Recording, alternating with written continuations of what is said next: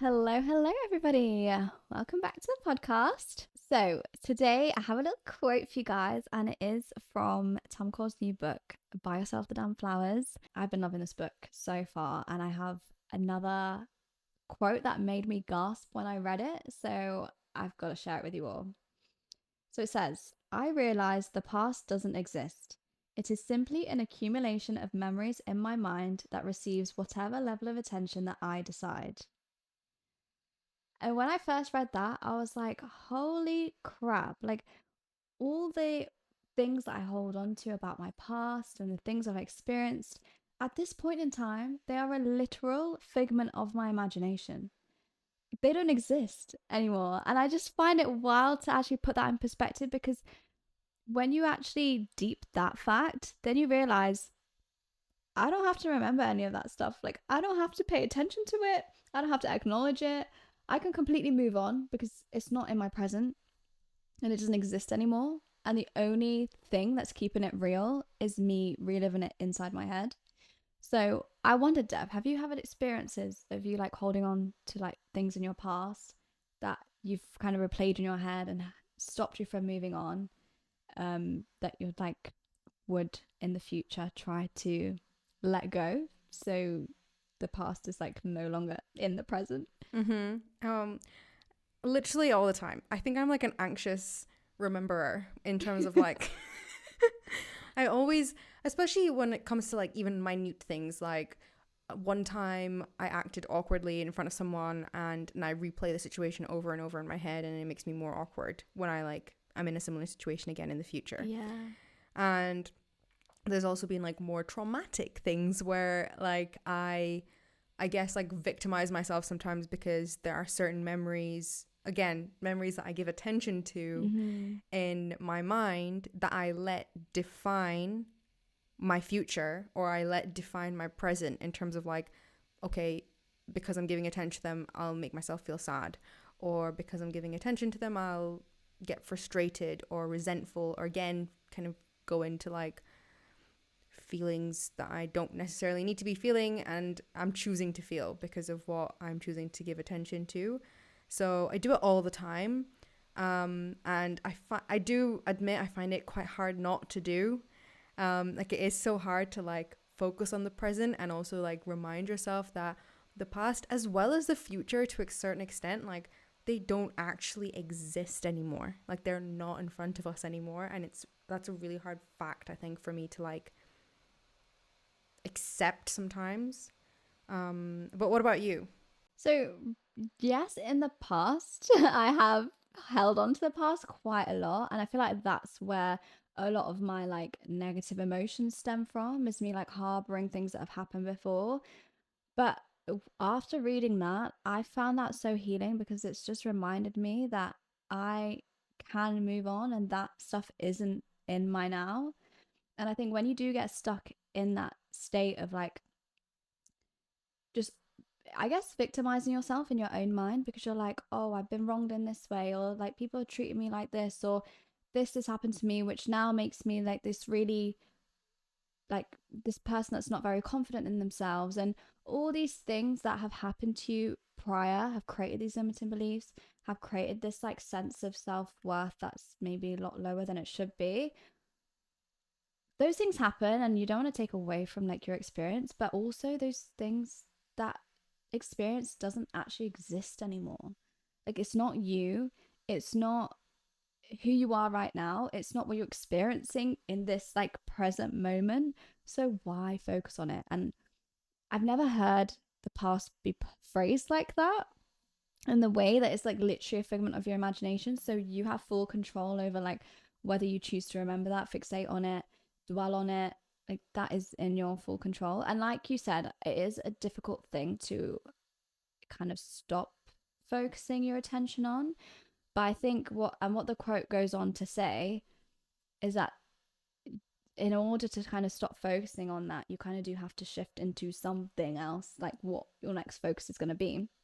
So I'll continue the quote, and it says, so I adjusted that focus to future memories, which is the process of imagining your future before it has even happened. And that, in a nutshell, is the process of manifesting, which is such a powerful tool to actually get what you want in life. So the idea of like stop dwelling on the past, stop dwelling on things that have happened before, to you, for you, whatever the reason was that that happened, is not actually here anymore. So you're much better off focusing on what could be and what you want to be in the future, because you can actually bring those things into your reality. And I guess in the same breath, the more you're focusing on the crap that happened to you previously, you're probably inviting more of that into your future anyway, because that's what your focus is on. So I think that's maybe a good way of like helping transition your thoughts, because it's easy to say and very hard to do, of like stop thinking about something. If you tell someone to stop thinking about something, they're going to continue thinking about it because there's nowhere else to divert your attention. But I think if you say stop thinking about that, think about this instead, maybe it's like that's a bit of a step forward into, okay, this is a bit of a healthier place to be in. Yeah. And you know what's really helped me with like methods to try and change the way I think about things, or like at least change what I hold on to and give attention to in my mind, especially knowing that actually what you give attention to in your mind is what you eventually manifest. Is for me understanding that like scientifically your body actually reacts to the images that are in your mind all the time. And like I saw this thing on TikTok where so I'll prove it to you right now actually. So you have to basically like close your eyes and start imagining like you're just your ultimate favorite food. You're sitting in a restaurant like waiting for it to arrive. You see the waiter bringing it over to you, and like you have to imagine like every element of that meal is just going to just hit the right spot. And if you're hungry enough, you will start like salivating in your mouth, or like you'll feel that like, you know, your body will prepare itself to consume that meal, right? But that meal doesn't exist. That's in your mind. Do you know what? That started happening to me like while you were talking. I was like, shit, wait, that meal ain't coming.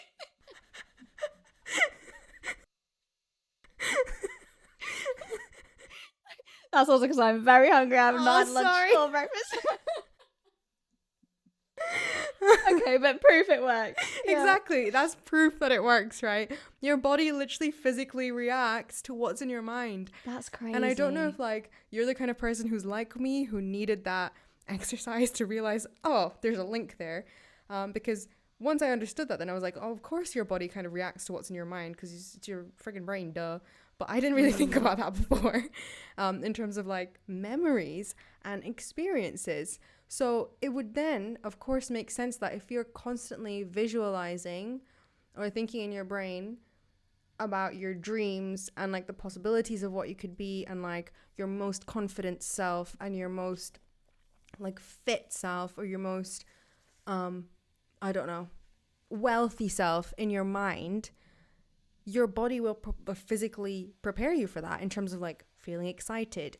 Maybe you feel more motivated to be disciplined, and you feel more driven to follow your goals. Like literally like micro changes in your behavior can result from what you focus your attention on inside your mind. So then if you take that to like, okay, if you're focusing on like, for me, traumatic experiences, or like things that I feel hard done by, or like things like that, then I'm just manifesting more of that in the future, because I'm just preparing myself to feel, or like my body is like preparing itself to experience all that all over again, because that's constantly what's in my mind. So therefore I'm manifesting it all over again. So I think for me it's like, okay, understanding that there's actually a physical output to what I give my attention to, that is like, for me, creates a huge sense of urgency to change what I'm thinking about and like force myself to think about like the good things that I want and like my goals and all this stuff. And I feel like that for me was like the light bulb moment when like I've heard people talk about visualization before, I've heard people talk about manifestation before, but realizing that like physical symptoms can be manifested purely from your thoughts, through like my mouth watering over like palak paneer, it's like like that was mind-blowing for me. Yeah. No, it's interesting, like hearing you speak about that as well. It just made me think that, you know, the whole idea of like holding grudges or like being, you know, like being stuck with the pain that someone's caused you, for example, because that pain has come from a past experience, when you're holding on to that in the present, that's you still like harboring those feelings, which is keeping that like memory alive as well. Which means that again, like if you're operating from that energy of like still being hurt by that thing that happened in the past, you are inviting more of that into your life. So, and I bring that up because I definitely used to be the kind of person that would really struggle to let things go. Like if someone deeply hurt me, I would really find it hard or like frustrating when people would expect me to just move on with it or not feel a certain type of way about that person anymore because they wronged me, and like, well, now I have to treat them differently, and now like I don't, now like I hold space for them in my life in a very different way.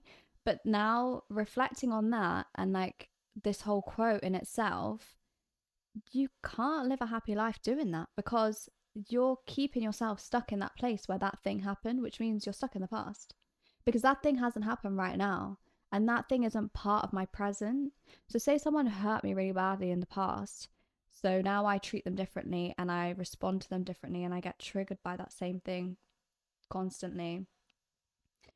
I haven't then like that moment is a figment of my imagination that I'm purely holding on to, but it doesn't actually exist anymore. But I'm the one that's reliving it in the present.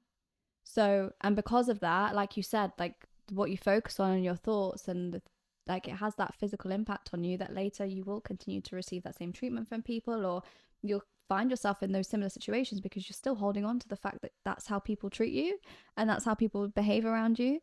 So I feel like it also applies to like how you react to situations in the past. Like as horrible as it is when people are like not nice to you or they've done like horrible things to you. You're and again it comes that other quote where it's like, oh, it's something along the lines of if you're holding on to something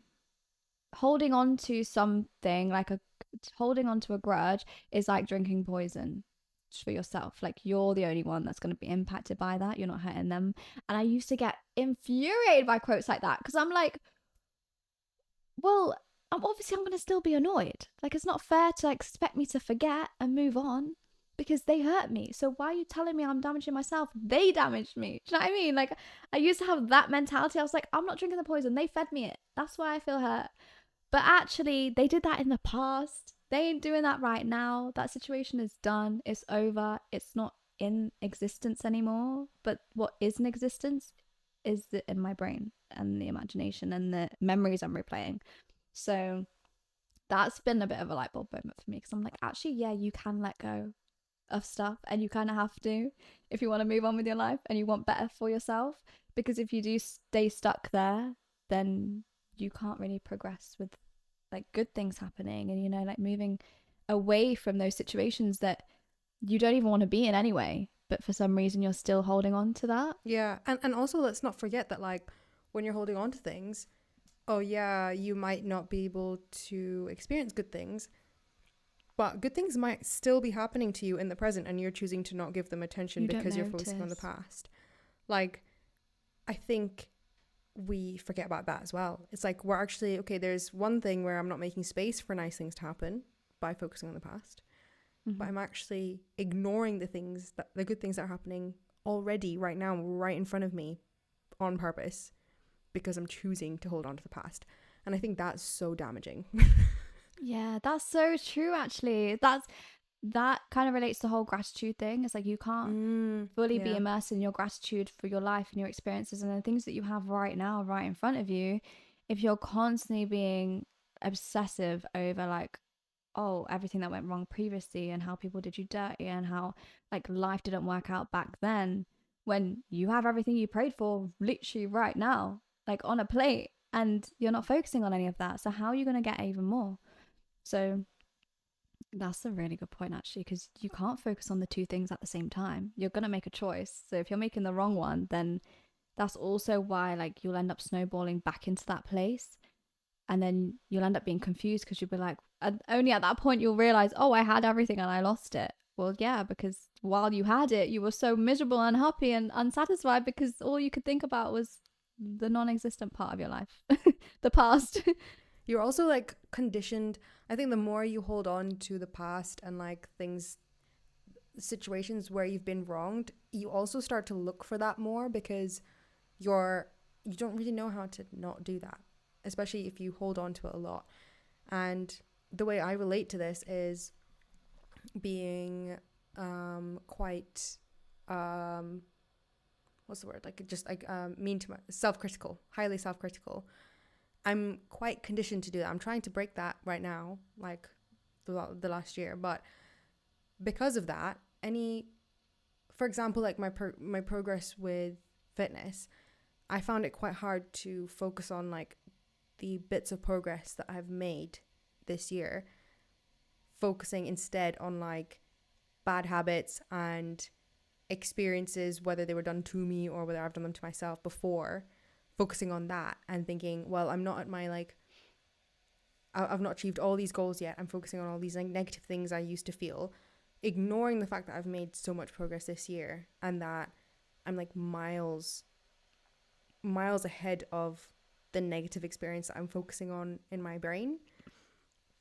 So I think it's like actually like while you can apply this to like experiences of like how you've been wronged by other people, I think you can also apply it to ways that you've coordinated your past a little bit, and also how you're like conditioning yourself to only look for the bad things that have Mm-hmm. happened for you also in the present.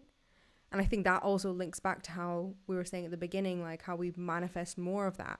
It's because we don't know how to manifest the good stuff because we're constantly looking for the bad stuff because we've focused on the bad stuff before. Maybe that's just clicking for me right now as well. Yeah, I can see it like the cogs turning your brain. I think it's like the habits that you create for yourself Yeah. because then you're in a position where you've done that for so long, then you become on autopilot because those habits have really set in. So you're not even aware that you're doing it at that point. It's just the way it becomes your outlook on life, which is so scary because it's like, then that's who you are. And you have to undo that. Yeah. Yeah, because yeah, there's a quote like your habits form the lens Yeah. in which you see life. And if your habit is to constantly feel resentment or feel victimized, because those are habits as well, those are, you're choosing to feel that way. Or a habit could literally be not having gratitude. Like that is a habit because Mm-hmm. having gratitude is a habit as Or well. ignoring the good things. That's a Yeah, habit. ignoring the good things. Like any action you take is a habit, and it doesn't take too much to actually change those and like break the cycle. So if you feel yourself like holding on to something, maybe like there's one thing in your past that you feel has defined you. And you know what is really interesting actually exercise that helps with this? One of my friends, Pooja, who you also know, she, when I last saw her, she was asking me like, what are your, I might be paraphrasing a little bit. She was like, what are your three defining moments in life? And when I was trying to think about my answers to this, I was like, a lot of them were like negative moments that happened at the time. They were like quite negative, Mm-hmm. but they've spiraled into positive outcomes. And I felt like, you know, the kind of person I am today, I'm able to look at those negative things and see the positives that came out of them. But it could have been really easy. And it still is super easy for me to look at those negatives and think, what could have happened, like see the negative side of that and like not see the positives basically, and not see like all the good things that resulted from that.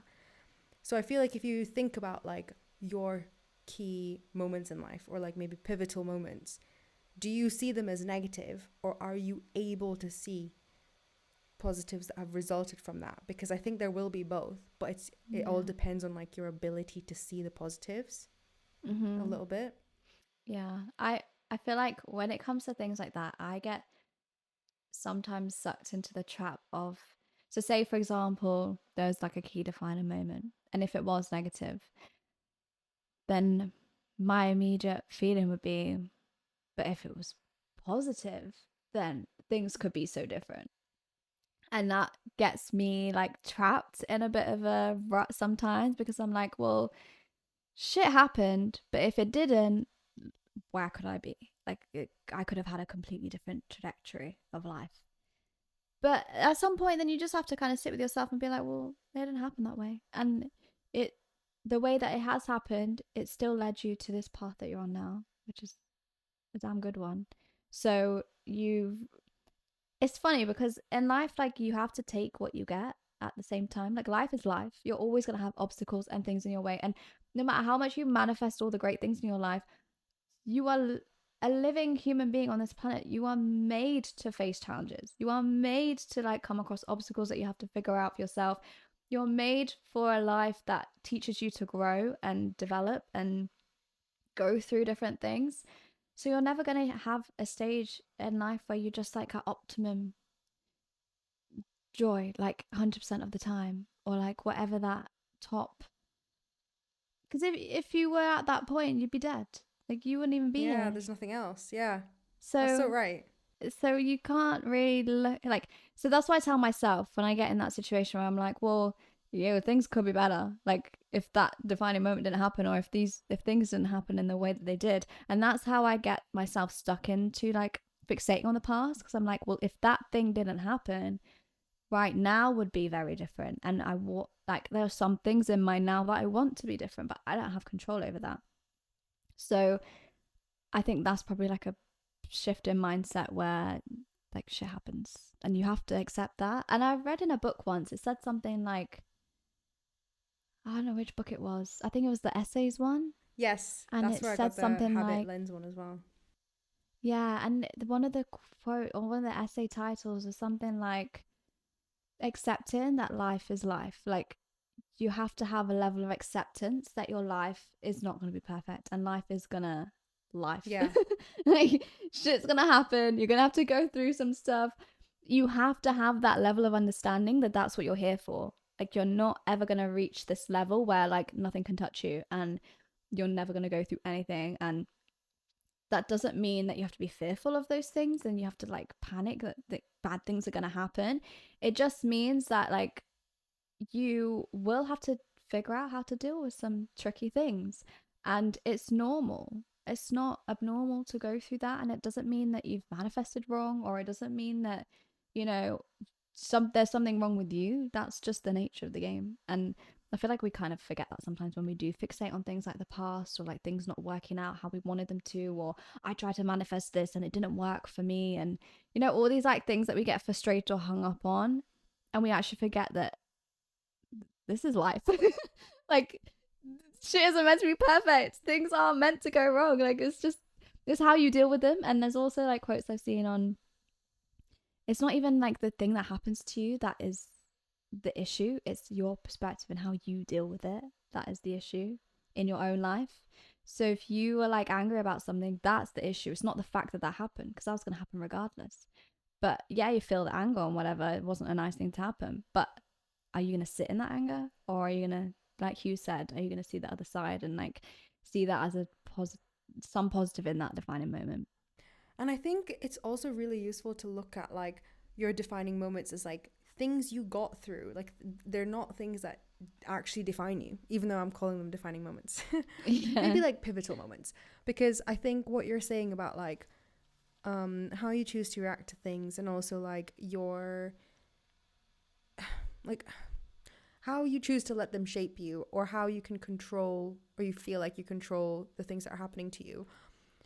I feel like it all boils down to self-esteem. I feel like a lot of things boil down to self-esteem, because it just correlates to how much you trust yourself to be able to go through those things and like get by and like come out the other end completely fine. Because like you say, like, life is life, and you have to have that acceptance that life is life, of course, but you also have to have like such a deep level of trust in yourself that like whatever happens, you will be able to get through it. And I think that's something that you can control. Like, everybody can control that level of trust and that level of confidence in like oneself. but you can't control all these things that'll happen to you and all these like defining moments and all this like crap. Like those things are going to happen. And if you trust that you'll get through them and you'll come out the other end, then you almost don't feel the need to give it attention in your brain. Like, I feel like that is like such a good equation to have. Like, the self-trust equals like focusing on the present and having gratitude. So, and that's why I think that self-esteem is at the bottom of everything, because if you have a good level of self-esteem and self-confidence, you will automatically have that trust in yourself to like be able to get through anything in life, and you'll automatically not really be holding on to these like negative things that have happened in your past. You'll automatically not be priming yourself to experience more of that in the future. Therefore, you will be manifesting what you actually want, and like more self-trust, more confidence, which just means that less bad things are going to happen to you because you know you're just going to get through them, so nothing becomes bad anymore. Yeah, no, that's such a good point, because it's also a level of understanding that you're in control of your own life.